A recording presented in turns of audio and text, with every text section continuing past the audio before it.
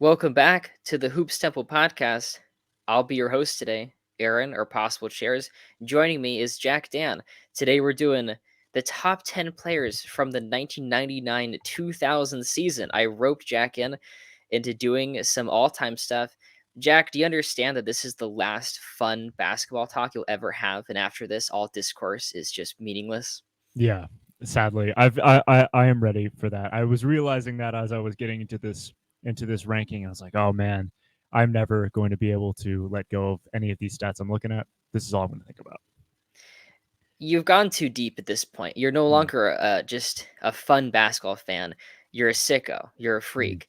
No yeah, one wants to talk to you about sports anymore. And you'll never be able to talk about this list with anyone who is a normal person. yeah. Everyone who's interested in this is like kind of weird. Um, let's We'll see go. how well these clips do on my channel. I have my doubts. It'll be that's it. It's content for us. It's Yeah, at this point we're here to have fun, and the people that are interested in it, I applaud them. I think I exactly. built a pretty good fan base on my TikTok of people that are interested in all time stuff. Yeah, Given that that's the only videos that I have time to make, um, is just player profiles every day, like 3.5 minute long player profiles.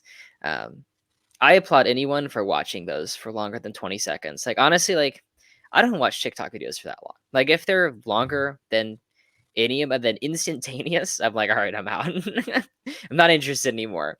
Um, you are the problem. Oh my I'm the god. problem. Ugh. I've been the problem. So I make these like 4.5 minute long videos, and people will comment on things I said towards the end, and I'm like, dude, are you like I love it. Just Are watching the you whole enjoying video. what I have to say? That's crazy. I really appreciate that. But Yeah, we'll go 1 to 10, starting at the top.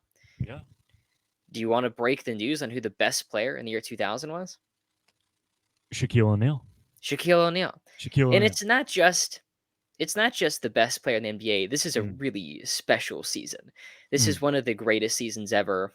I think really only Michael Jordan and LeBron for sure got better than this. It's one of the most dominating seasons of all time. And some context things to keep in mind. These games that we're seeing are ending usually below 100 points scored per team. Right. The average score for that season ended at, I have it right in front of me, 97 and a half points.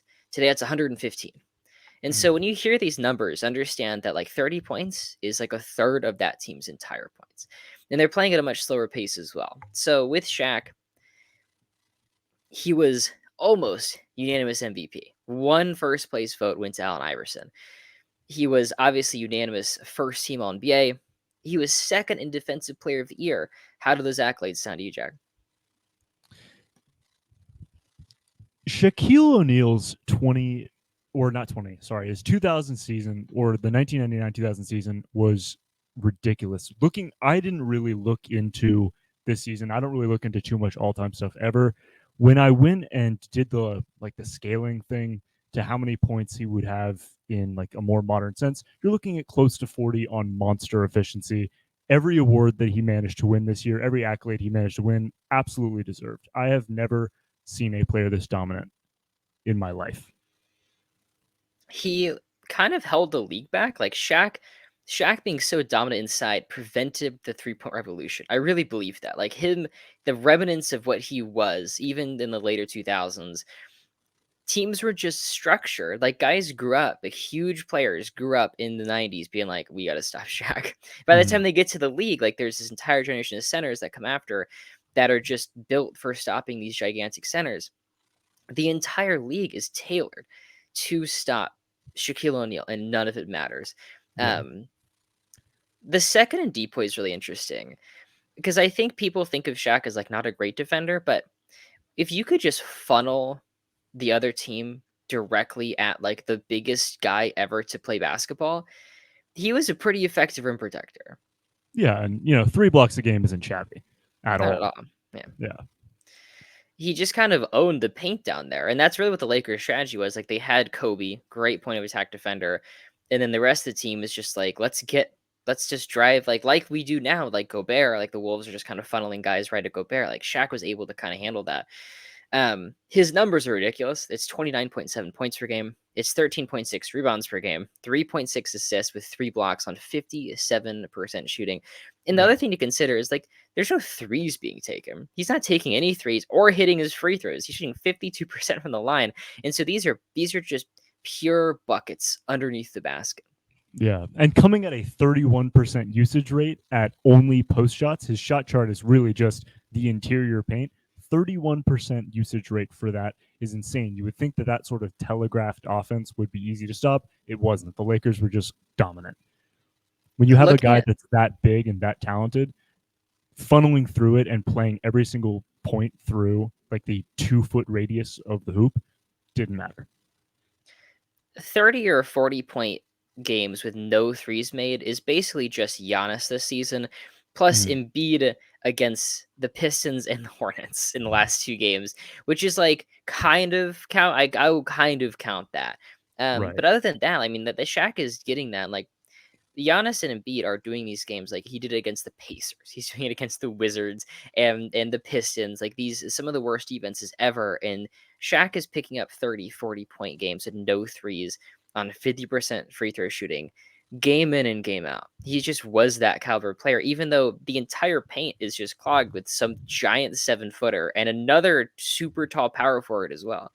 Right. The fact that he was able to do all that he did this season makes it so much more impressive than the Giannis and the Embiid thing, simply because he couldn't rely on the fact that, hey, even if I draw enough contact and I can't make this shot, I still have a reasonable shot to sink both free throws. Shaq's terrible free throw shooting means that the fact that he was able to get 30 a game inside like that without any free throws is insanity.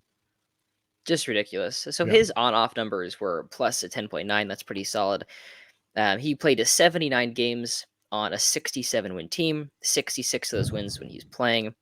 67 win team. So his best stretch, and I just kind of eyeballed it. There's no math going into this, but games 46 to 80, the Lakers go 33 and 2. 33 and 2 during that stretch. And Shaq is averaging 32 points, 13 boards, 4 assists on 57% shooting. You couldn't beat that Lakers team. Like no one could get a handle on them. Yeah. And those final stats 38, 16, and 2. Oh, Mhm. My goodness. His best game was game 60 against the Clippers. We had 61 points, 23 boards, and 3 assists on 24 of 35 shooting. that's such a joke. It's a joke, and it's like 60 points. Like Giannis had a 60-point performance recently. Yeah. That game was like, oh, was like 130 to 135 or something. And that wasn't the case. That like Shaq scored like 60 of the Lakers 100 or something points. So come playoff time, the Lakers are the 1 seed. They have a 1-8 matchup against the Kings. Yep. It got pretty close, but still 29 points, 17 boards on Mm. 54% shooting, including a 31.18 board closeout. I want you to remember these numbers because we're going to be talking about other numbers later on, and they're just not as good. They're like 20 Mm. points on worse efficiency because like the era is just super physical, super post heavy. The shots aren't super efficient, but like Shaq is just above that. He is scoring 30 a night super efficiently. Yeah.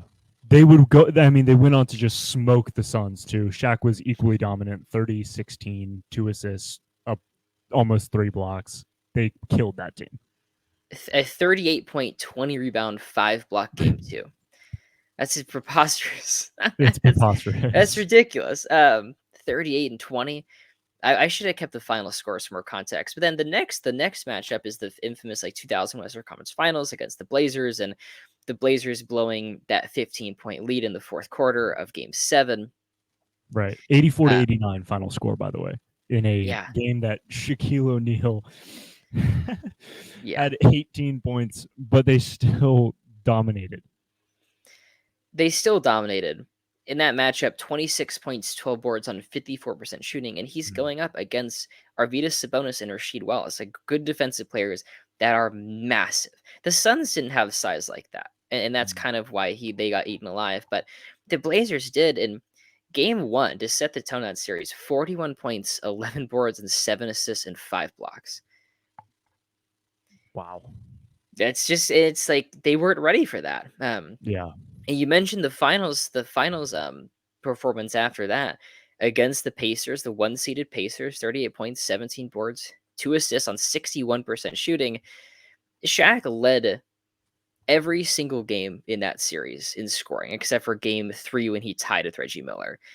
Mhm. He was by far the best player. Also, Kobe is hurt during that series as well. He injures his ankle. He's not playing super well, and it just doesn't matter. Doesn't matter at all. Yeah. In game 2, Shaq had a 40-point, 24 rebound game. Yep.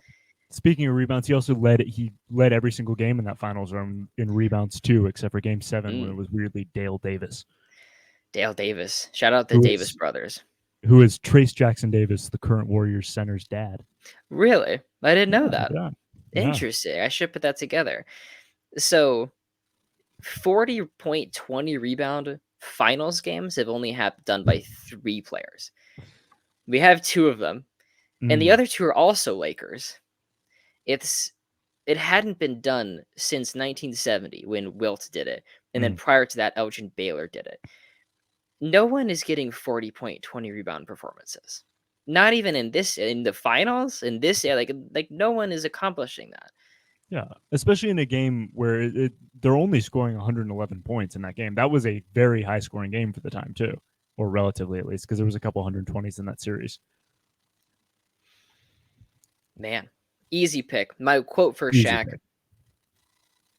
Lakers forward Glenn Rice said, quote, "The only person who can stop Shaquille O'Neal is Shaquille O'Neal, and that hasn't happened yet this year." Hard quote. That's a Hard bar. quote. So number 1 is set.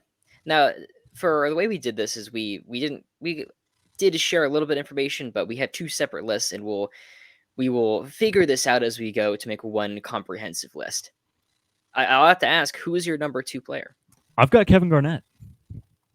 I also had Kevin Garnett. I Okay, think good. that's the right pick. Good. I think that's the right pick. I agree.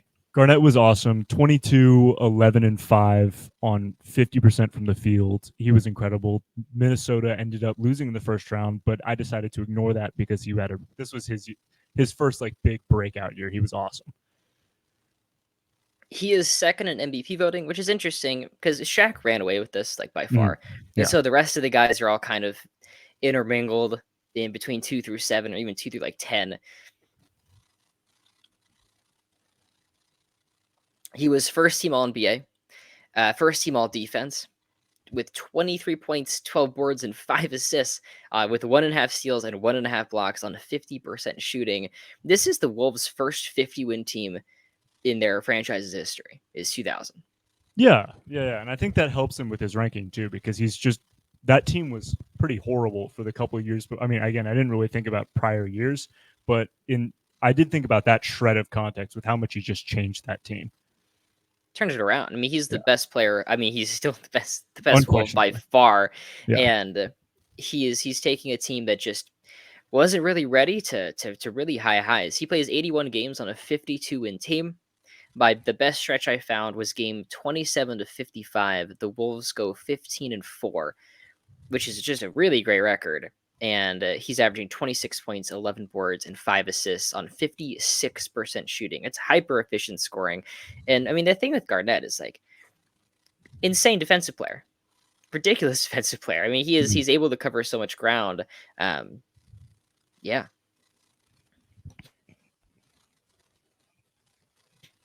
I had to mention for I forgot to mention this earlier, but so I have the statistical model, the Aaron Goodness scale, the beloved Right. Aaron Goodness scale. It's points per game, rebounds per game, assists per game, steals per game, blocks per game, plus box plus minus, win shares, and fort. It's kind of this mess of a statistical model that doesn't.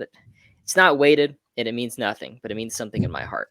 On There we go. top of that, there is playoff win shares and also MVP. Um, MVP shares, a portion there's scores allocated for that. I call them context points. Okay. Um, Shaq was number 1 by about 30 points, and Garnett was he was number 4, but it's all very close after that. It's all with like 2 through 7 are all within 10 points of each other, so it's all pretty interchangeable. So Garnett came in at 4, Shaq came in at 1. Just some more context. Um, the best game this season for KG was game 35. 37 points, 13 boards, and 7 assists on 16 to 26 shooting, and they beat the Pacers, the eventual Mhm. 1 seed in the East, by just 1 point. Incredible player. Even the passing was kind of underrated. I didn't realize going back and looking into all of these past seasons that Garnett could actually play make a little bit, which is just something just a part of his game that I didn't think really was there as someone who's not an avid all time guy. He was able to move like a forward more. Like Mhm. he played in an era that wanted him to be like he was stuck as a power forward. He really should have been this like crazy small forward center thing. Like basically a regular five. He'd be unquestionably a center in today's game, and he'd Yeah. be a really awesome one because he could put the ball on the floor and hit those like pull up jumpers and stuff. But yeah, I think come playoff time we're gonna see some pretty big assist numbers. We'll look at that now. It's a 6 seed, 3 seed matchup versus Portland, and they get hammered, and Garnett gets hammered. He averages 19 points, 11 boards, and 9 assists, but shoots just 38% from the field. We mentioned Rasheed Wallace and the Arvydas Sabonis earlier for Shaq, and how despite their size, Shaq's able to destroy them. Garnett isn't so fortunate and just isn't able to handle that kind of physicality in the front court. Right. And that Portland team is just a really special defensive unit. They can swarm just about anyone, even old ass Scottie Pippen, Steve Smith. These are guys that are just seriously good defenders all around. That's a great point. Even Pippen would be a Mhm. great Garnett defender. It's a conversation we'll have a lot throughout this series. Is Garnett's ability to handle the scoring load and be a special scorer come playoff time that he doesn't really have compared to someone like Duncan. I know those guys are compared a lot. That's kind of what made Duncan so special. He really was more of a center, and so you're running into him being plenty physical and plenty capable of handling these huge front court matchups where Garnett kind of doesn't.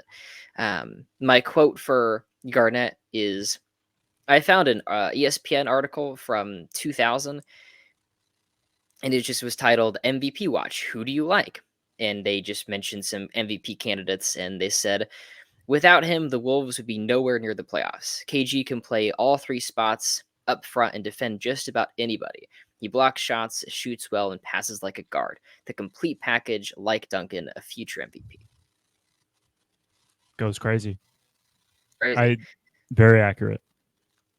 So now it gets interesting. I don't think Mhm. we line up after this. Now I for made number I made like a buzzer beater change on mine, but only one. But only one. I only moved one player one spot. So who's your third guy? my third guy's Carl Malone. Karl Malone, the eternal pedophile. Yeah. You can't escape him. Yeah. I did not have Malone fourth, but I had him. I did not have Malone third, but I had him fourth. Okay. This is actually where I put Duncan, and it's an Gotcha. interesting conversation because I have Duncan as like the fifth best player ever, and Oh, so wow. Okay. looking at like is it, in my head, I already have like these like predetermined um opinions on these players of how I rank Mhm. them in the all-time sense. Is Tim Duncan better than guys like Alonzo Mourning because he's better, or Karl Malone because he's better in 2000, or because he's better in so many other seasons? Where I did think you have Duncan? I Duncan is not far behind. Uh Duncan is in fifth for me. Okay, So the who's difference is not that much. the difference isn't that much. I feel like with Duncan, it really isn't that special of a Duncan season, No, and and he maybe got that's bounced in the something. first. He gets hurt. He Mm. gets hurt, which is honestly the kind of the same issue. Something to note about that. So Duncan tears his meniscus in Game 78 of that season. Um, and that at the time, today, a torn meniscus is like, I'll see you next year, right? They were Right. trying to get him ready. Like Mhm. there was articles I found where they were like, he's gonna play. He's gonna be a 6 man. He's gonna play 20 minutes. Like he can manage to play on this injury. And I think that would have killed him. Like if Duncan just had a bad knee because they made him play on a torn meniscus. Mhm. I factored in a lot. I factored in playoffs a lot. So like whether it was because I'm not holding the playoff loss against him in the sense that like, oh, he played bad because obviously he wasn't really a part of He it. didn't play. He didn't play at Yeah, all. he wasn't a part of it, but he didn't get the chance to perform in the playoffs, which is why I have Malone over him, who did. He did, and he played really well. And he Malone did. has Yeah. some great playoff moments. As much as you hate it, yeah, I mean, it's Duncan is fifth on my scale. He was fifth in MVP voting. It lines up where you could make that argument, like, are you really gonna do this? I don't Are like you? I really don't, so I don't, for the record, like dying on the Karl Malone hill. But it was an impressive win against the Sonics in the first round. That's a Gary Payton team. Gary Payton is Mhm. also very high on my list Yeah, here, we'll so talk I about think him. very highly of him. They lost to that same Blazers team that's been giving a lot of other guys that we've talked about already trouble, and he had a hell of a year. And I just Yeah, decided I'm very flexible on it. I'm happy to move Malone down because I don't like Malone as a guy. But let's do it. you Let's do can't it. do, Who's yeah, gonna fight us on that? You'd like? Can we do Duncan and then Malone? deal. All right, let's talk about Duncan. He was Cool. fifth in MVP, fifth on my scale, like I said. He's the first team All NBA player, but he's the second forward behind Garnett. Mm-hmm. He was first team All Defense. The Spurs were the second best defense in the entire league, and that's another difference we can talk about between him and Malone. Where Malone offensively was better, but defensively Duncan is much better. Right. He averaged 23 points, 12 boards, and 3 assists, along with 2.2 blocks on about 50% shooting. He has an on off split of plus 8.4. Plays 74 games on a 53 win team. That's something to consider is like the Spurs always had great rosters, but like kind of not in this year. Like kind of not this season. This roster is the second oldest team in the league. They had won the title, and then the only new guy they bring in is Terry Porter, who's like 36 years old, and Sean Elliott, who is their fourth-ish, one of their better players Right. in their title run, has a kidney transplant, and he misses the entire year, and they still are a 53 win team. Yeah, I don't know if this is this is probably not a shock. I don't have David Robinson in a top 10 at any point in mine. No, I Probably not didn't. too much of a Not, snub. I'm not a big David Robinson fan. I'm just not. Yeah, I like him. I just don't think he was terribly impactful in those last couple of years. He put out some okay numbers, but I wasn't a big fan of it. You're right though. This Spurs team, I don't think, in looking at former NBA teams or current NBA teams, I don't think I've seen a team this old. That's like an average age of 33. About, I I think. think I might have been older than that, honestly. Did I write that down? I'm just trying to do like mental It, math here. they were just the second. Why can't I find this? Avery No, Johnson was their third leading scorer at 11 points a game, and he's also 34. he was really old. The Spurs went Yeah, 5-3 without Duncan. I don't 5-3. I mean, that's a pretty small sample size. yeah. I They don't. they I'm not managed to writing beat anything the down. Lakers at one point. But they had wins against like the Bulls, who were dog shit. The the Vancouver Grizzlies, who were also just a mess. Yeah. I And even prefer even the Duncan. Lakers win doesn't move me too much because if there's any player that's strong enough, maybe to have a prayer of containing 2000 Shaq, it's David Robinson because he's just buff. But Robinson was while maybe overrated in his prime, that's at least what I've been saying. He still was a very effective defensive player later on, mhm.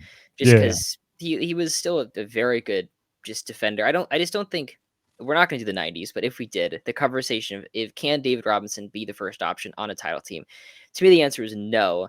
But could he be a really great second guy next to Duncan? And the answer is yes on that one. yeah. Talking about Duncan, games 1 through 17, just to start the season, the Spurs got off to a 14-3 start. Duncan's 22 points, 13 boards, 3 assists on 50% shooting. Game 36 against Utah, so on Karl Malone's dome, 46 points and 14 boards on 16 of 28 shooting and a 7-point win. Mhm. There's your argument against Karl. There you go. So, yeah, and then you see the impact in it's the 4v5 matchup versus the Suns in the first round. They lose in four. It's a best of 5. They lose in 4 games. The other thing is Jason Kidd misses that series, and so it's a banged up Suns series and no Duncan, and so it's like, And no Duncan. okay, could they win this? Right? Because the kid's gone, and the answer is no. The answer is just no. They can't pull it together. I think that does demonstrate the value of Duncan. Mhm. Mhm. Okay. Still a very strange Suns team, but still a pretty competent one. They're a lot younger. They could just run them off. You've Yeah. got Hardaway, Marion, no kid, obviously. Just for that Even series, though. yeah, No, So it was more of a faster team. Yeah, I mean Sean Marion, and Mhm. just to go up against without Duncan, that team is so old. That team's really old and not capable of handling that. So we have Shaq, we have Garnett, we have Yep. Duncan, and now we're gonna do Karl Malone. Yeah, right. I mean, Got it. Yeah. we talked about Karl Malone a little bit. I hate doing the Karl Malone praise, but we're here. The thing about Carl is like, hate it or love it, him and Stockton did pick and rolls for 20 years, and they won 50 games every season because of it. And whether it translated the playoffs or not is whatever, but they had You a can't system deny. that was super effective. Mhm. You can't deny what they had going, and continued dominance like that is hard to find. Even if you're right, it didn't result in anything ridiculous in terms of the playoffs, but being able to compete at that level for 82 games a year, regardless of the result, is impressive. He And was at Carl, good. Karl Malone at 25, 9, and 3, 50% from the field. Great year. It's a great year. We can even round up 26, 10, and 3. Oh, There you do go. whatever we say Okay. whatever we want. um, with Carl, I mean, he plays in all 82 games like every season. Yep. He's actually came in second on my scale. He was fourth in MVP voting, second team All NBA, the first forward. He's almost all defense. He was the fifth forward. If there was an all defensive third team, he would have been on it. Mhm. Um, on off of plus 14.4. And so Yeah. the And can Jazz I like mention that he's 36? old as shit. Old as shit. Old as shit. I'll mention That's his all. quote now. Yeah. And this is from a Mike Monroe ESPN article from Okay. that time. He says, "I feel utterly secure in declaring that Malone is the most productive 36-year-old in the history of the game."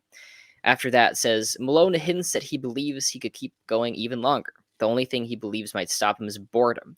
That is because Malone is secure in the knowledge that no player ever is going to outwork him in the summer. The summer," Malone says, is when great players are made." Okay. Yeah. Yeah. You could have also just done age is just a number, Karl Malone. Yeah, you could have said that as well. Another thing with I forgot to mention with Duncan, I couldn't find a quote. I just couldn't. Like Duncan is so boring and no one's He's so talking about them. boring. I mean, I could find ESPN articles that were just like Duncan's pretty good. But I didn't want to like, oh, notable quote, Tim Duncan, good player. Yeah, I you you've got to fly this Tim Duncan flag because people in our generation are going to, I'm telling you, they're going to severely underrate Tim Duncan forever because there's just not the highlights. There's not the highlights, but if you wanted to win 50 games, Tim Duncan every Tim year. Duncan. He would be there. Some other Karl Malone stuff. So the best stretch I found was game 8 through 32. The Jazz go 18-7. Malone is 28 points, 10 boards, and 4 assists on 52% shooting. Game 55 versus the Nets, he had 35 points, 12 boards, and 9 assists on 13 of 22 shooting. It's interesting. Malone doesn't have like these crazy scoring performances, but the floor is also not very low, and that's just what he was. Like he played every game, it got you 20, and you probably won.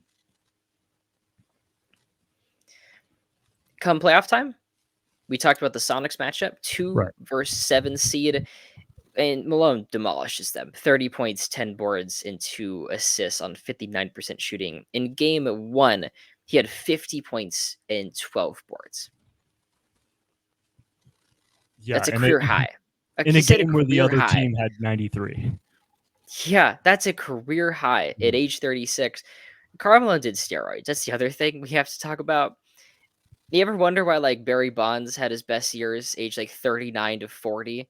It's the same thing for Carl. Like that he was roided to the max. I know he worked really hard in the summer, but it's not a mystery why he No, had his best seasons age like 35 to 38. I mean, this is the defending MVP. We didn't really mention that, but he was the 99 MVP. right. I mean, I'm not going to stop you from slandering Karl Malone, but you're right. Reigning MVP, definitely roided to hell. If you look at pictures of like 36-year-old Karl Malone, you've never seen a 36-year-old that jacked. You've never like it's ridiculous what he. Even Yeah. LeBron, I don't think I mean, LeBron is on the closest thing to steroids. Like, whatever is barely legal, he's doing that. Mhm. But I think Carl's on some, I mean, it's the same era. It's the Barry Bonds and Yeah, this it era of is. Malone. I mean, it's literally 2000. Um, Yeah, but there's a Yeah. difference between what like LeBron looks like at his peak athleticism now. I guess not peak, but his athleticism now at this age versus what Malone looked like. Malone looked like a bodybuilder. Hmm. It's a difference between in shape and like gigantic. In Did shape or in a shape. did you notice or did you ever find that Karl Malone has the most technical fouls in NBA history? He No, I he I thought does. that was Rasheed Wallace.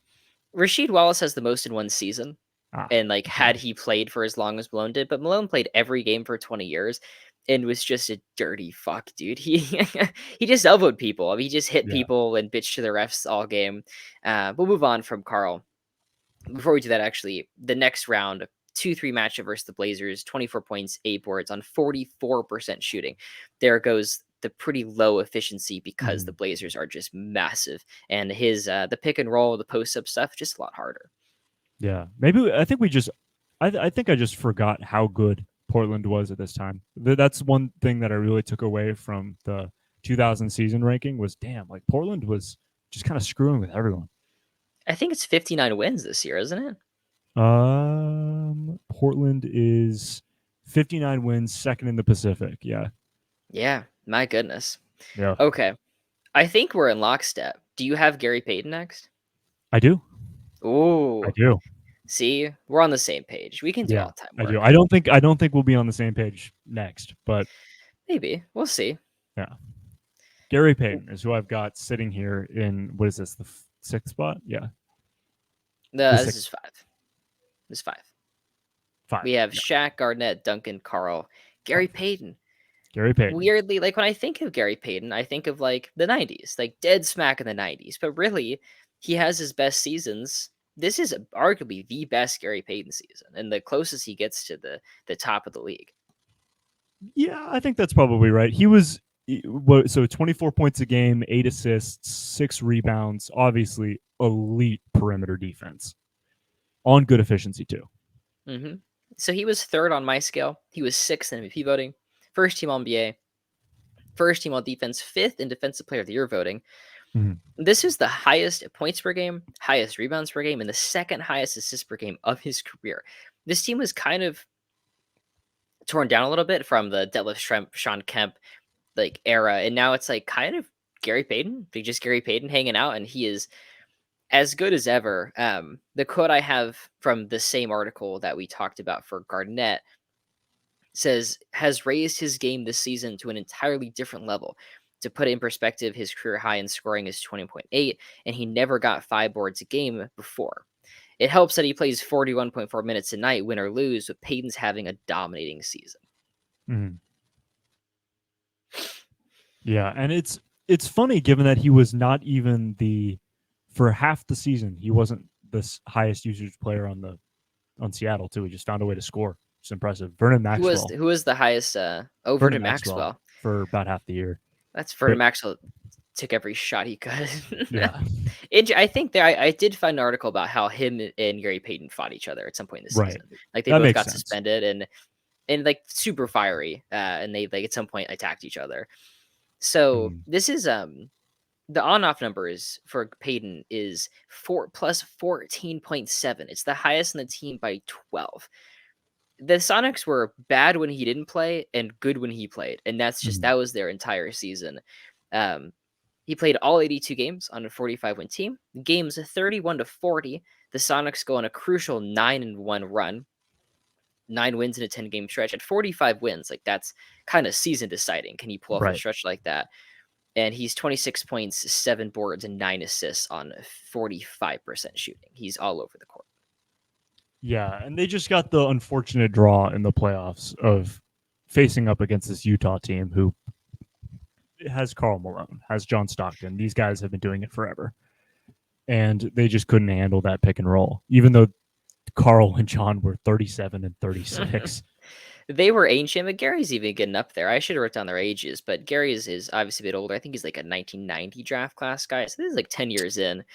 Um, Gary Payton at this point was 31. yeah, that's not too bad. 31 in 2000 is more like 34 in today's game, Right. 35 in today's game. But But then if you're going to do the same scale, then you're looking at losing in the playoffs to a pick and roll partnership of a 40 and a 41-year-old. That's true. No, very true. The way, I mean, they were just awesome. I'm not sure who Seattle's front line was. Is it? I think it's still a Vin Baker team. But you can't. It is a Vin Baker team. Yeah. Who's their It's a center? you're looking at Vin Baker, some Georgian guy I've never heard of, and then Paulie Horace Nice. Grant. No, Vladimir Stepania. But then Ah, Horace Grant was at their okay. four. That's the big guy. Ooh, Horace Grant's pretty old too, isn't he? He was he would have been pretty old that year. That was his let's see, his 34-year-old season. And Okay. then you also had little Vernon Maxwell action, Rashard Lewis at some point Young as Richard well. Lewis. Yeah, he was a lot younger though. That's like rookie year Yeah. or second year in the league, Rashard Lewis.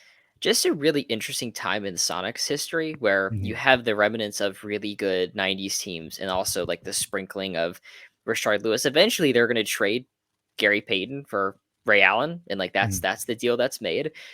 Which seems like a really weird, at some point Ray Allen and Gary Payton were like of equal value, is something that's kind of hard to process. Mm-hmm. Um in the playoffs, he plays really well. I need to talk about his best game because it's against our team. It's against the Kings. Game 72. Listen to this stat line. All It's a right, I'm 15 ready. point it's a 15-point Sonics win. Gary Payton has 35 points, 4 boards, 15 assists, and 6 steals. Wow. Damn. I really got to write the scores down for these so there's more Mm. context. It's probably like an 84-80 win or something. What was the date? I've got it right here. Game 72. Got it. 72, 123 to 108. Wow, this actually was a pretty high scoring game for the time. Yeah, it was. That was Um, it was Gary Payton getting 35 and then a 20 bomb from Lewis off the bench. Ooh, a 20 bomb. A 20 bomb. I miss in the way that football has kind of started to play better defense, like quarterbacks suck again. Mm-hmm. Nature's healing. One day it'll come for the NBA. We're gonna play good old-fashioned basketball again, like it was meant to be played, like God Okay. intended. In the playoffs, it's a 7th seed versus 2 seed matchup versus the Jazz. They're the 7th seed, and they lose 3-2. Payton is great though. 26 points, 7 boards, 7 assists, 44% shooting. And to force a decisive game 5, drops 35 points, 10 boards, 11 assists with 6 steals. Yeah, that's A a triple-double? hell of a performance.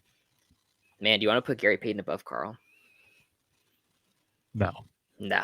All right. We thought No. about it. I We don't thought know. about it I for a know. second. I'd like to. I'd like a reason to, but I don't have one yet. I'm looking for one. I think That I go ahead. that series was Gary Payton didn't play all. I mean, he played fine in the deciding game of that series, but he really got screwed by a Rashard Lewis stinker. He was 7 for 17, shot a bunch of shots, only ended up with 20. Oof. 3 turnovers from Lewis as well. Come on, Richard. Pick it up. Pick it up, man. Just a great season from Gary Payton. All right. That's number 5. Number Who's your 5. 6th guy? I feel like we will be pretty close. Okay, well, because at 6 I've got Alonzo Mourning. I also have Alonso Mourning. Jack, we're on Oh, fire. good. I'm We're feeling on good. fire. Now I'm feeling better. All right. Yeah, you got the confidence in. You feel good about your abilities. Yeah. Now I'm feeling better. Now that I've got, the experts' approval on mine. Thank you. Let's So talk for about Alonzo Mourning. Let's do it. He was 3rd in MVP voting. He was 7th on my scale. 2nd team All NBA. The Defensive Player of the Year. 3.7 blocks per game. Unbelievable defensive season. The reason why he's so high is unbelievable defensive numbers from him. For sure.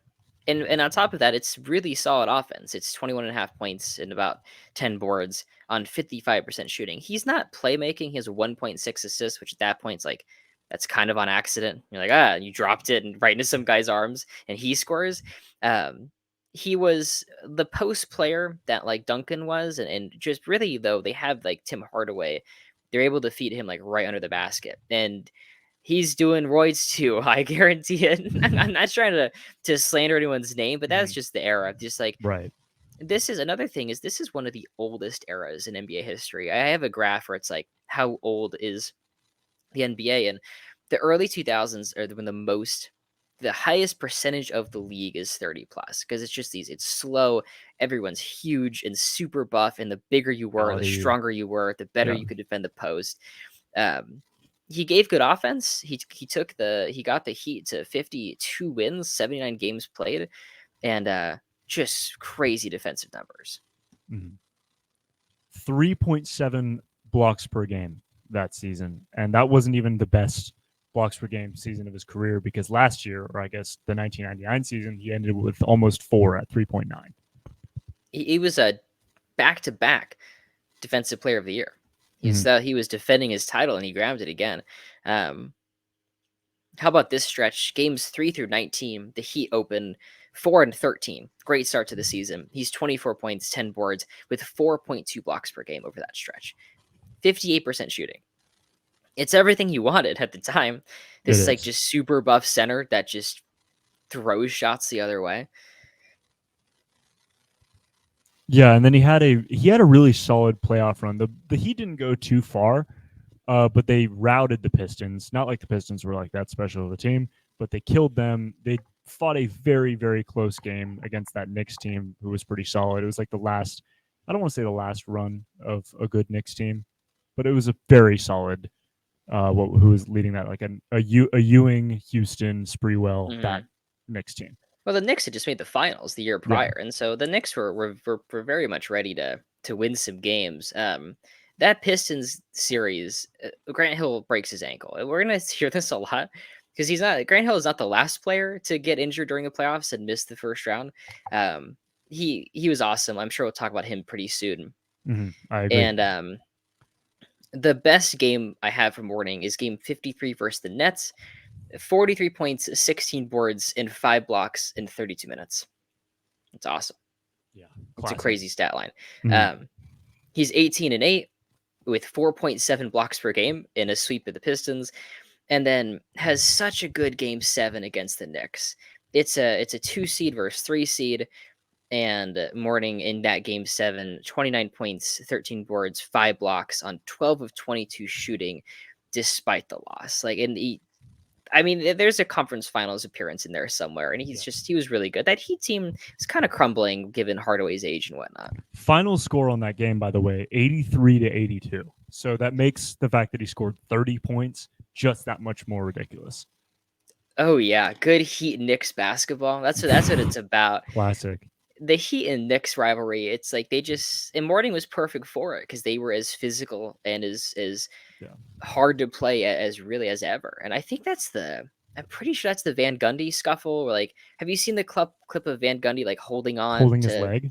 Is it Morning's? Is he holding on to Morning's leg? Yeah. I forget when that is. I think that's earlier in the 90s. I don't know if that's this season, but my quote for Morning is from Pat Riley, saying, quote, "Zoe was a beast, an absolute beast, and I say that in a very complimentary way." Yeah. Sorry, one second. I've got hurricane force winds blowing my doors open. You're all good.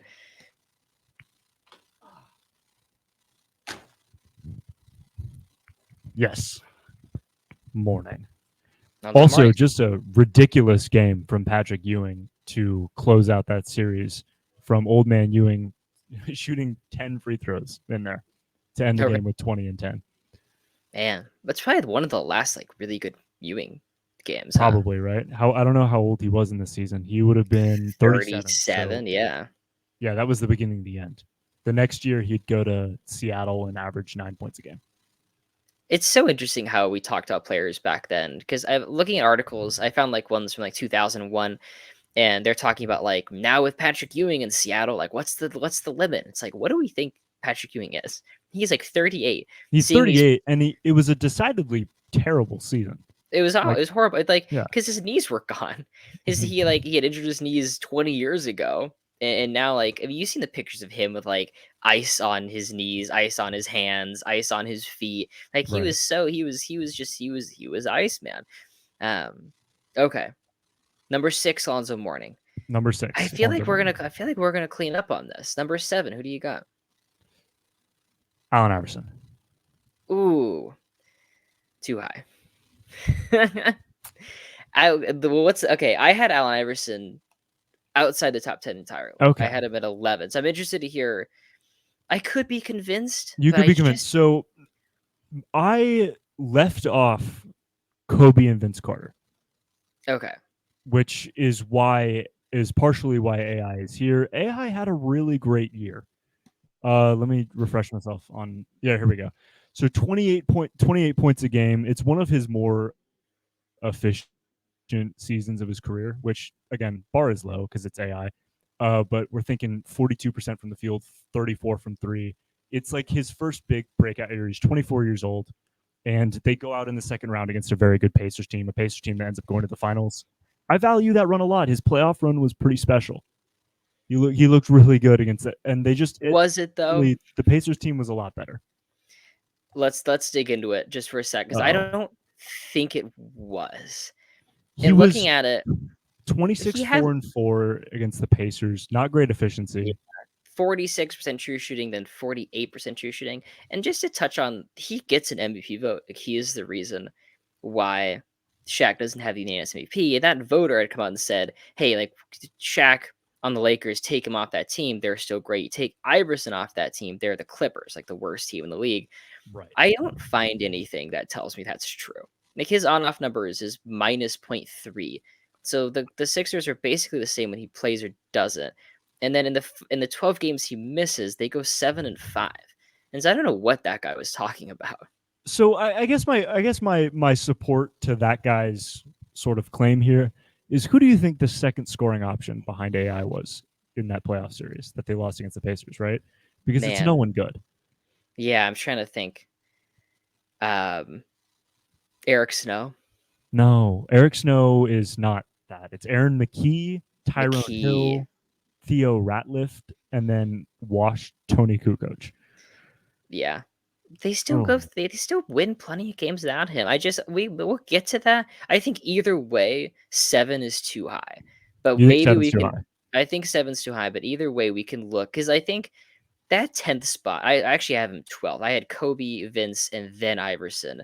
And Okay. maybe we can have the conversation. Yeah. So Um, Kobe and Vince are 11 and 12 for me. where'd you have Grant Hill? Grant Hill is at 8. Okay, I had him at 7. Can we Okay, do so that there we go. instead? Grant Hill can go right at 7. I'm fine with that. That sounds great. He was ninth on my scale, eighth in AP voting, second team All NBA, the second forward behind Karl Malone. Mhm.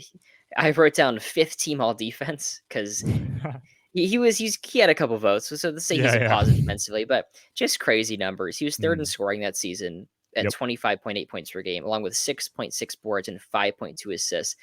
They go 2-6 without him. It's a 42 win team that like went as he went essentially. Mhm. Um, because he didn't play for even a second, they almost missed the playoffs. Games 9 to 20, the Pistons go 8-4. At 500, 8-4 stretch is important. And Grant Hill is averaging 30 points, 7 boards, and 6 assists on 53% shooting. That's a Yeah, fucking gnarly stretch. yeah. When Grant Hill is available, he was so good. The trouble is he's just never healthy. He still played 74 games, but then he ends up fracturing his ankle in the second game versus the Heat in the Mhm. playoffs. Um, and he played a little bit. It was like 11 points on 38% shooting. But I found this quote. This is from a 2019 Reddit AMA from Mark Spears. Okay. And the question was, what are the best performances you've ever witnessed in person? And Mark Spears replies, great question. I've told Grant Hill several times that when I covered the NBA for the first time during the 2000 season, he was the best player in the league. If Grant didn't get hurt, he would have been one of the greatest players of all time. That's a Best quote player in the league? from Mark Yeah. Spears? Damn. Okay. High on Grant Hill. I think that justifies our 7 placement. Yeah, I was really hoping. I mean, I kind of figured you'd have Hill in the top 10. I'd like to just have him somewhere here. I'd like to appreciate what he can do when he, because I don't think he gets the love because everyone labels him as this injury prone guy. Grant Hill was awesome. You know what's crazy though? It's like it's a what if because he does get injured, but he makes like 7 all-star teams. Yeah, He's still he has healthy a enough where you saw his peak, I guess, or like a yeah. first team All NBA season, not this year, but eventually. Yeah, there's a legit Hall of Fame case there, obviously, and he's because he's a Yeah, Hall of Famer. But 7 All Stars, 5 All NBAs, Rookie of the Year. 5 Yeah, NBA teams is a lot to make. I mean, I don't. I think yeah, like 60 guys made 5 NBA teams or something. he probably should have thought about uh, giving it up at some point in the early 2000s because the end of his career was rough. Well, But the thing about like this era, and we're gonna talk like we talked about this. Duncan tears his meniscus. They try to get him to play on it. Um, Grant Hill breaks his ankle, and they're like, no, he might be able to play on one foot. Like just like this era in terms of injuries is kind of nuts. Like, and we'll get to Jason Kidd. He breaks his ankle, doesn't play in round one. I think they totally rush him back, and guys were expected to play on broken bones. That's why Hill couldn't stay healthy. ridiculous. It's like if Yeah, he had done the KD route where he misses like 2 straight years, he could have been totally fine, played, gotten healthy. But every chance he's like, I think I can walk, they're like, all right, you can play. You you can can play play. basketball. Yeah, it was after that ankle injury. He only played. He had one weird 82 game season, but by that point, he was just not the same guy anymore. No. I think that's it for Hill. Let me look at my scale really quickly. Whoops. I think you'll like who I have next. Well, I was gonna say, There. yeah, after this season, he doesn't make an appearance in the top 30 for my skill. That was Yeah. kind. He had been top 10 for the past couple seasons. 97, he came in at number 3. He's like way up there. He had been a consistent like top 10 guy, but this is kind of it for him after that Yeah. after I don't that have broken another Grant ankle. Hill appearance anywhere, obviously. All right, number 7. Who's number 8? I think we're on the same page. Chris Webber. Chris Webber. Chris Webber's right. I had Chris Webber Oh, too. right. Thank you. Go ahead. Well, not Yeah. right, but like it's we're both on Yeah. the same page. We're on the same page, and that's good enough for us. Yeah, Chris Webber was awesome. 24, 10, and 4, almost 50% from the field. Sacramento had one of their, it was a great year. We got a horrible draw in the playoffs, win against the buzzsaw that is LA, and we put up a good fight. We didn't go down easy. Took us all the way to a game 5 where we did get smoked, but Chris Webber tried his hardest. Right, 20 points in that last one. He had a great year. Overall, about 25 points, 10 boards, and almost Mm. 5 assists with a steal and a half and a block and a half. He is a monster, just flying around the court, doing everything. His on-off numbers are interesting. It's negative 1.5, which is the lowest anyone we'll talk about, but also the team only won 44 games. I think in general, this is one of the weaker Kings teams. Like we're about to get really good, but I think Mm. he's doing a lot to kind of drag a shitty team. Um, It is a weird team. Your second scores is sort of a tie between White Chocolate and Vlade Divac, and then what the team looks like. Yeah, white chocolate's interesting. Looking at articles from that era, guys are basically saying like, "Can Jason Williams please stop turning the ball over?" He has like 300 turnover seasons, and I Yeah, think in 2000 takes like 7 threes a game at like 29% or something. yeah. He shoots 6.2 a game, only making 1.8 at 28%. Not great, and that's why Not the good. Bibby trade is so important. I have Yeah, his best stretch, Weber's best stretch. Games 25 to 36, Kings go 10 and 2, 29 points, 12 boards, 4 assists on 53% shooting with a steal and a half and 2.3 blocks. What can't he do? yeah. He was great. This was one of his better years, I think. I have him higher in future top tens, but this was a hell of a year. Sacramento got really unfortunate with their playoff loss. I think any team but the Lakers, I think they can maybe come out of that series because of how well they played against them. Vlade Divac on Shaq is just the strangest matchup, but he can handle it. He handled it. He had the size to handle it. I Yeah. have his best game. It's a great game. Game 9 against the Nets. Mm. 26 points, 22 boards, and 10 assists. This stat line has Ooh. never been achieved. He's the only person to have a 26, 22, and 10 game. Now there are games like 60, 20, and 8 or something. But the specifically 20, 20, and 10, hard to get to. 26 points, 22 boards, 10 assists, and they Do you won want by to 13. mention that the Nets were 1-10? No, Okay. no, I don't. All right. Cool. No, I think we're good. Great game there. And yeah, we're the 8th seed. matchup against the Lakers, Yeah. but great game 3 to prevent getting swept. 29 Mhm. points, 14 boards, and 8 assists in that game. If he's 8, I'm worried about Allen Iverson. I really like. I think this is kind of an 11 or I guess 12-man race. I just can't. I'm nervous. Who do you have next? At this point, Iverson's on the block because you've mentioned him. Iverson is on the block. I'm not. I had a really hard time between these two guys, uh, because my next guy. I guess this is what 10. This is 10, right? Or at This least is it's my 10. yeah, this is 9. Jason Kidd. That's who I had at 9. I think and we mentioned it earlier. I Mhm. guess we had talked about it before, and it's like, man, Jason Kidd's gotta fit in here somewhere. Yeah, Um, because I really didn't. There was four like guardish scoring guard guys: Kobe, VC, uh, AI, and Jason Kidd, and I had to include two. And I ended yeah, up landing on Kidd because the defense this year was really nice, and he was an all first team guy. Jason Kidd was great this year, underrated. he only plays in 67 games. I think that is a really interesting piece because everyone's playing like tons of games, and he's still first team All NBA despite missing that time. Right, I think that Um, speaks volumes. he was first team All NBA, the second guard behind Peyton, second team All Defense, averaging Mhm. 14.7 boards and 10 assists with 2 steals.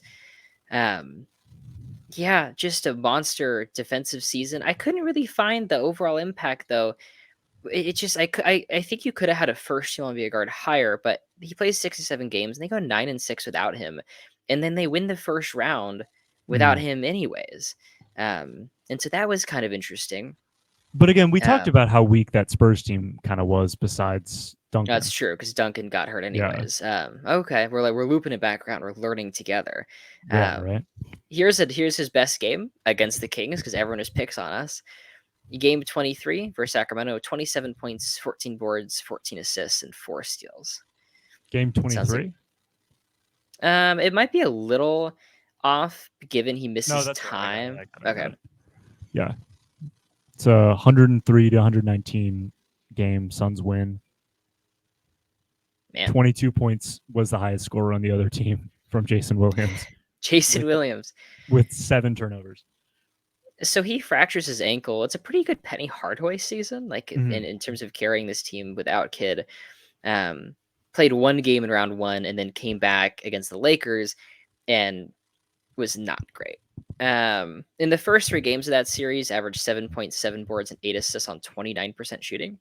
I just don't think his ankle is ready. Yeah, he. I don't. It's. I think it's pretty obvious he wasn't healthy. No, but he Like has a they. great game 4, 22 points, 10 boards, 16 assists on 8 Mhm. of 13 shooting to prevent getting swept.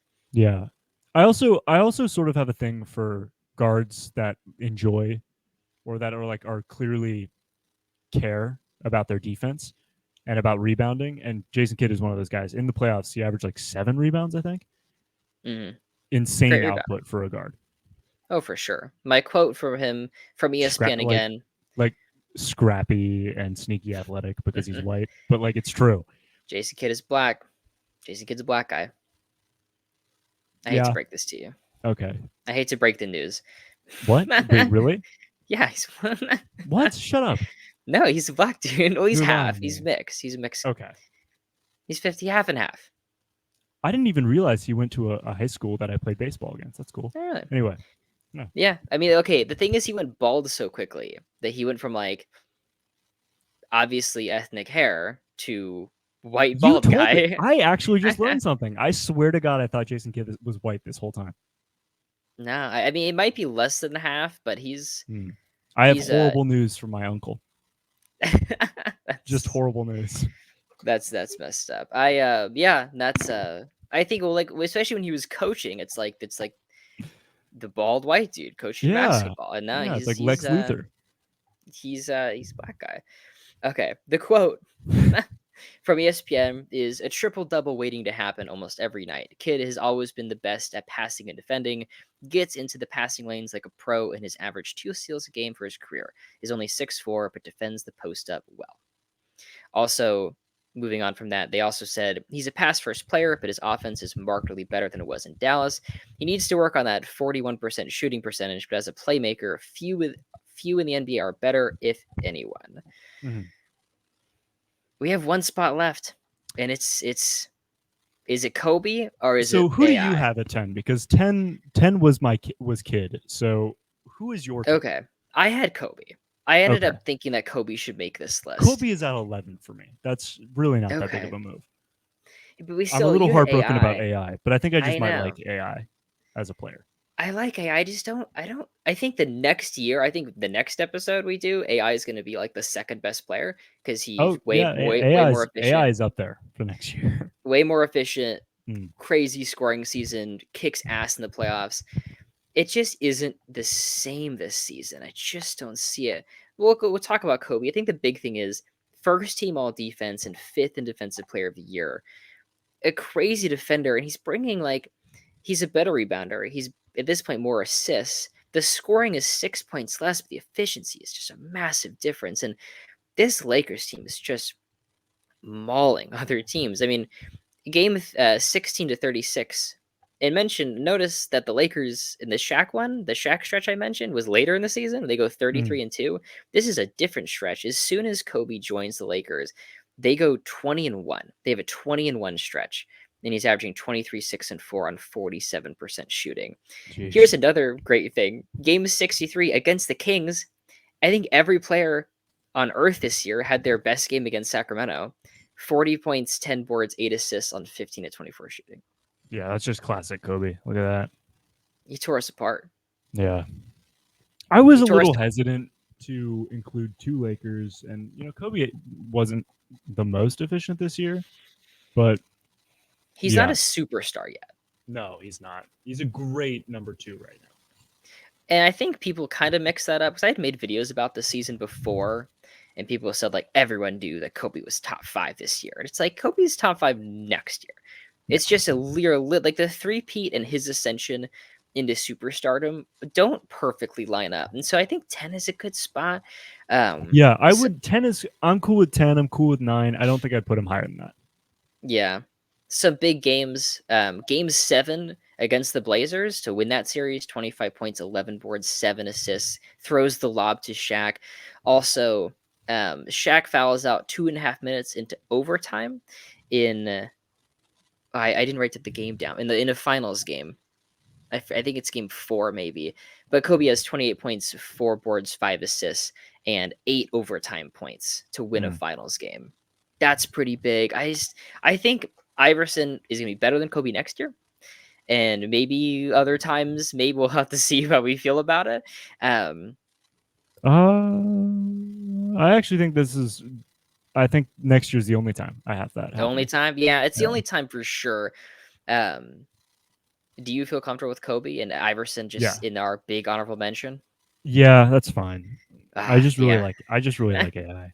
I'll let you. You have to prep for next pod, and you can hammer out all your AI There we stuff go. as much as Yeah, you'd yeah, that's like. fine. I guess that's reasonable. Okay, let me move Iverson from. Do you want to? Who are your honorable mentions? Oh, well, Kobe and BC. Kobe and VC. I tried to do about 2 a year. I didn't do anything more. Gotcha. I wrote down. Jesus, 1 second. Okay. I wrote down. I had to this point Iverson and Carter. The Vince thing's interesting. Originally, I actually had Vince at 9, and just the more I looked into it, I just couldn't. I couldn't get into it as much. His on-off numbers were plus 17 and a half. Like that's fucking crazy. It's the highest out of anyone on this list. Um, he took the most clutch shots in the league, or tied with Iverson for the most clutch shots, and shot 65% on on game winners on 24 shots that were considered top 1% on the impact of the game. In context, Iverson, I wrote it down. Iverson shot 38% on those shots. Yeah, and he took the most. That I think Iverson took 35 of those, and Carter took 25, and then Carter took 24. Um, but Carter is just crazy clutch on a 45-win team. There's a 14 game stretch. He's averaging 30 a night. He has a 51-point game. But the playoffs are so bad. You can't talk about VC without talking about the playoffs. That's why I couldn't put him top 10 because 30,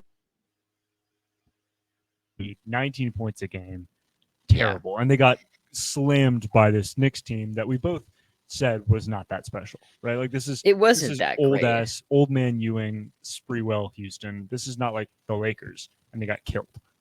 It was a 6 seed versus a 3 seed, Knicks being the 3 seed.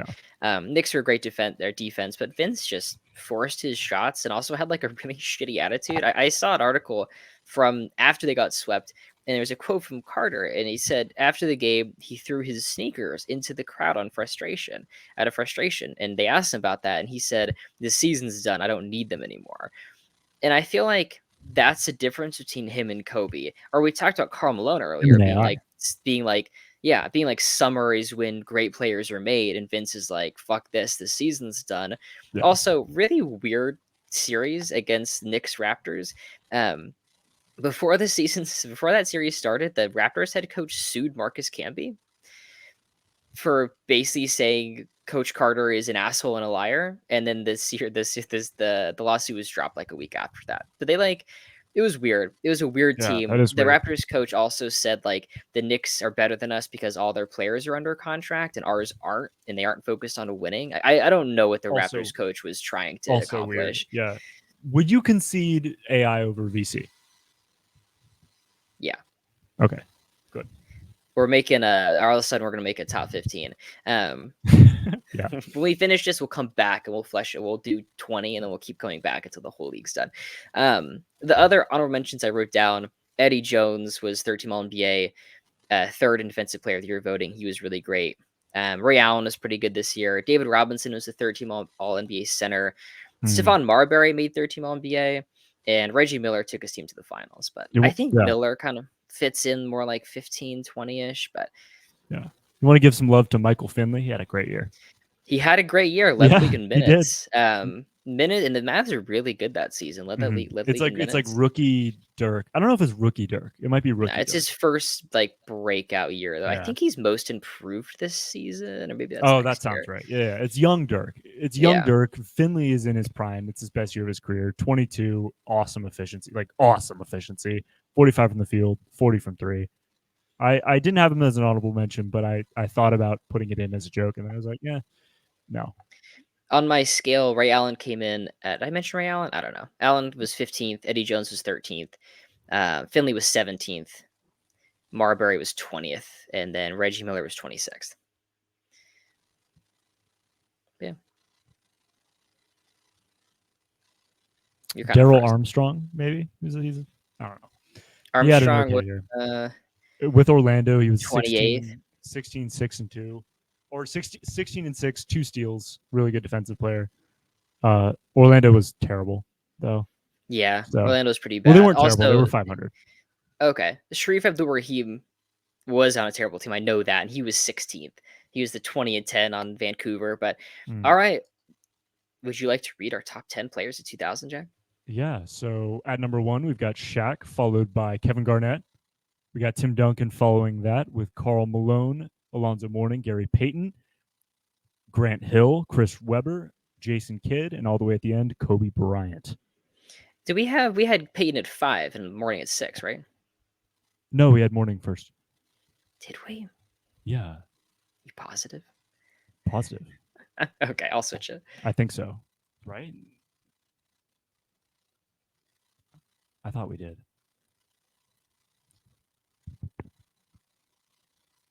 They're pretty close, though, to be fair.